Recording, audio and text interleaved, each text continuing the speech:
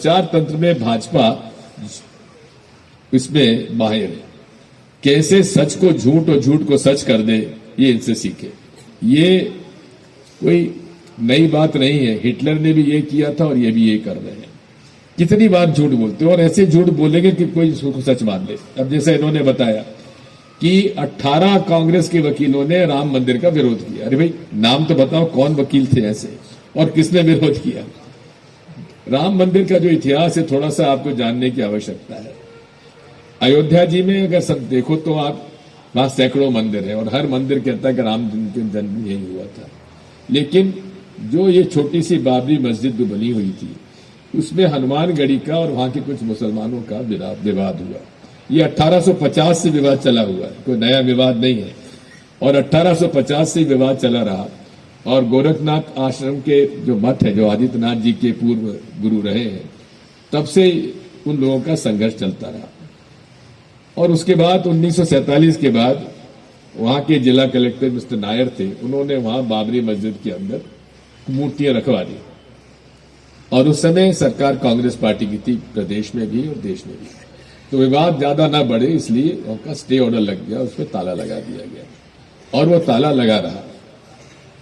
लेकिन साथ में इस बात को भी मैं ध्यान देने आपको आकर्षित करना चाहता हूं कि कांग्रेस पार्टी ने कभी हमेशा धर्म का सब धर्मों का सम्मान किया। द्वारकाधीश, हमारे सोमनाथ का मंदिर किसने बनवाया था? कांग्रेस ने बनवाया था। और सरदार वल्लभ भाई पटेल ने, डॉक्टर राजेंद्र प्रसाद ने वो बनवाया था। हाँ, पंडित जवाहरलाल नेहरू का ये हमेशा से सोच रहा है कि जो हम लोगों को सरकारी पैसा जो है वो किसी मंदिर के निर्माण में खर्च नहीं किया जाना चाहिए, क्योंकि अगर मंदिर के निर्माण में करेंगे तो उसको मस्जिद में भी करना चाहिए, गुरुद्वारा में भी करना चाहिए, हमें चर्च में भी करना चाहिए, गिरजाघर में भी करना चाहिए। इसलिए उनकी आपत्ति केवल एक ही थी।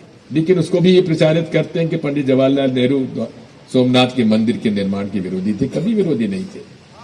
इसी तरह से जहां तक मैं जो बता रहा था आपको, मंदिर के पट खुलवाने के लिए कांग्रेस पार्टी का शासन था। जब अदालत का आदेश हुआ, उस आदेश के साथ फिर वहां पर यह तय हुआ कि विवादित जमीन को छोड़कर अविवादग्रस्त जमीन के अंदर हम लोग मंदिर का निर्माण करा सकते हैं। ये कांग्रेस के जमाने में तय हो गया था। उसका शिलान्यास भी रखा गया, शिलान्यास किया। नारायण दत्त तिवारी मुख्यमंत्री थे, सरदार बूटा सिंह होम मिनिस्टर थे और उस समय वहां पे शिलान्यास हुआ। इसके बाद बाबरी मस्जिद जब गिरी, उसमें स्वयं नरसिम्हा राव जी ने यह तय किया कि इस मंदिर के निर्माण का राजनीतिक दुरुपयोग लोग ना करें, इसलिए इसे राजनीति से अलग हटा के इसको धर्म गुरुओं के हाथ में सौंप देना चाहिए। 2500 साल से लगातार हमारे धर्म गुरु शंकराचार्य जी रहे हैं। अलग 4 पीठ हैं, उन चारों पीठों के आधार पर हम लोग सनातन धर्म की रक्षा करने वाले हमारे शंकराचार्य जी रहे हैं। और तब से लेकर आज तक और इसी तरह से हमारे सनातन धर्म में अनेक संप्रदाय भी हैं, रामानंदी संप्रदाय भी है, वैष्णव संप्रदाय भी है, इससे सारी संप्रदाय अलग अलग है। और रामानंदी संप्रदाय का ये, क्योंकि राम मंदिर का था मसला था, कि रामानंदी संप्रदाय का था। और ये जो लड़ाई शुरू हुई बाबरी मस्जिद राम मंदिर, रामलला जी के मंदिर की, ये निर्मोही अखाड़ा की ने शुरू की थी।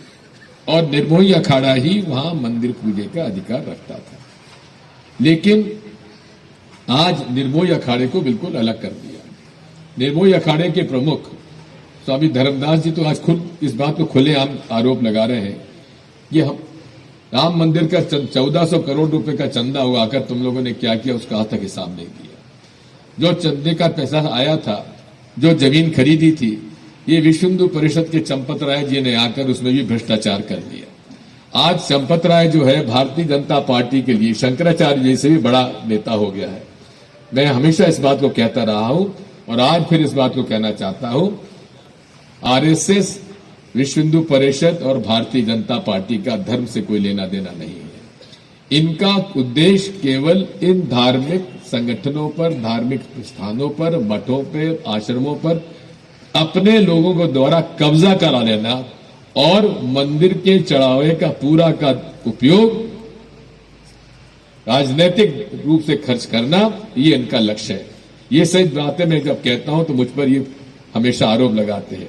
मुझे कहीं मुसलमान कह देते हैं, कभी ईसाई कह देते हैं, कभी क्या कह देते हैं, उसकी मैं चिंता नहीं करता, क्योंकि मैं इनकी परवाह नहीं करता, क्योंकि मैं इनसे डरता नहीं हूं। तुमसे मुझे कोई प्रमाण पत्र हिंदू होने का आवश्यकता नहीं है।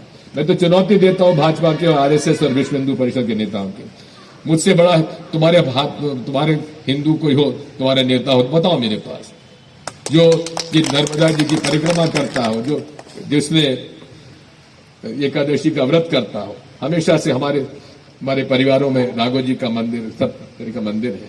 बात वही है, इनसे डरने की आवश्यकता नहीं। मैं तो ये कहता हूं कि जो समूह और जो लोग शंकराचार्य जी के पद का अपमान करें, वो सनातन धर्म के रक्षक कभी हो नहीं सकते। ये सनातन धर्म के विरोधी हैं। सनातन धर्म के बारे में तमिलनाडु में स्टैलिन के बेटे ने कुछ बातें कही हैं। सनातन धर्म को उन्होंने नहीं समझा, इसलिए शायद उन्होंने ये बातें कही होंगी। सनातन धर्म में जन्म से वर्ण व्यवस्था नहीं थी। ये कर्म और गुण और योग्यता के आधार पर वर्ण व्यवस्था हुआ करती थी। प्रश्न इसी बात का है कि हमारा सनातन धर्म इतना व्यापक है, इसको लोगों ने संकुचित और उसको बांधने का जो प्रयास किया है, ये हमारे धर्म की मूल धारणा के खिलाफ है। सर्वधर्म संभाव हमारा लक्ष्य होता है। सभी धर्मों का सम्मान करना। स्वामी विवेकानंद जी ने यही तो कहा था हमारे धर्म के लिए कि ये धर्म हमारा वो धर्म है जो हर धर्म का सम्मान करता है।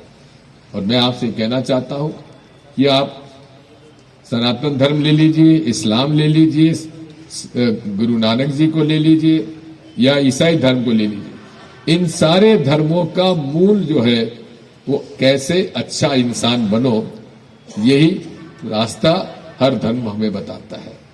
और इसी बात को हमें समझना चाहिए कि मूल रूप से हर धर्म का उद्देश्य क्या है? इंसानियत, अच्छा इंसान बनो। यही हमें हमारी धर्म ग्रंथ कहते हैं, यही कुरान कहता है, यही बाइबल कहते हैं, यही गुरु ग्रंथ साहब कहते हैं। इसलिए साथियों, इनके आडंबर में आने की आवश्यकता नहीं है, इनके झूठे प्रचार में आने की जरूरत। अरे मैं तो हमेशा इस बात को कहता हूं कि हमारा धर्म तो इतना व्यापक है, बिना शांति पाठ के तो कोई हमारा धर्म का काम ही पूरा नहीं होता है। शांति पाठ क्या ऐसे इस तरह के विवाद खड़े करने से शांति हो रही है इस देश में? या हिंदू मुसलमानों को लड़ा के इस देश में कभी शांति हो सकती है क्या? ये विध्वंस और नफरत से ही इनकी नेतागिरी चलती है।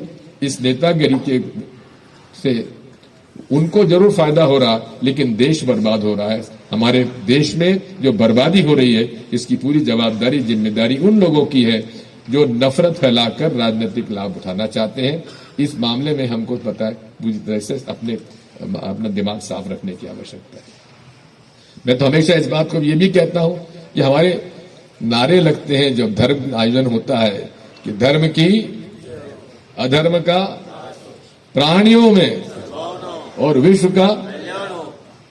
इतना बड़ा संदेश कौन हम दे सकते हैं? क्या विश्व हिंदू परिषद ये नारा कभी लगा सकती है? हम तो कहते हैं आपको ये नारा लगाना चाहिए। हमारे मोहन भागवत जी, नरेंद्र मोदी जी, ये नारा आपको लगाना चाहिए कि विश्व का कल्याण हो, प्राणियों में सद्भावना हो। यहां तो यह है कि नफरत के सौदागर लोग ये प्रेम और सद्भाव की बात कभी नहीं करेंगे, लड़ाने की बात करेंगे, नफरत की बात करेंगे, विध्वंस की बात करेंगे, ये कभी शांति की बात नहीं करेंगे। यही फर्क हमारे और उनके बीच में है। इसलिए घबराने की आवश्यकता नहीं है।